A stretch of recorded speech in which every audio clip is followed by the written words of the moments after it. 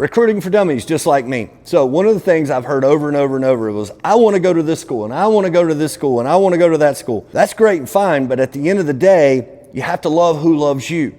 So the first thing that we as parents and players need to really understand is, how do I make myself recruitable to that school? First and foremost, we talked about it a million times before, I have to get good grades.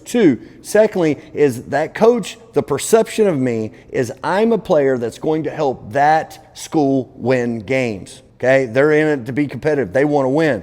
So instead of saying, I want to go to that school, I need to reverse the question and say, how do I help that school win? How do I help be an asset on that coach's roster? Whether it's pitching, hitting, fielding, throwing, what is the intangible that I bring to the table that other people that were at that school had and now have graduated and moved on, or an intangible that maybe they haven't had? The other thing is, I need to also look at that roster and see, what does their roster look like, and does that look like me? So when I want to make myself recruitable to that school, there is a type. They're going to be height, there's going to be weight, there's going to be type of pitchers, whether it be velocity, spinners. It could be that pitching coach and coaching staff likes to have a variation in their staff of what the things that pitchers can offer and bring to the table and get people out.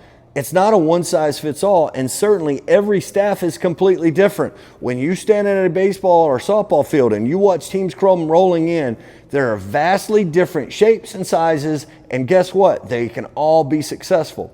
The trick that you have is to figure out where you fit into that process and not trying to put yourself in square peg, round hole. So hopefully that helps. But it's not about you wanting to go to a school. It's about you making yourself recruitable to that school and making sure that you vet yourself out, that you get through all of their filters of, you look at the roster, I meet all these intangibles. Now is a time where I may be able to double down, go to extra camp, do the extra recruiting, do the extra communication that's going to take to get in front of them so they know your name and they want you to be part of their roster.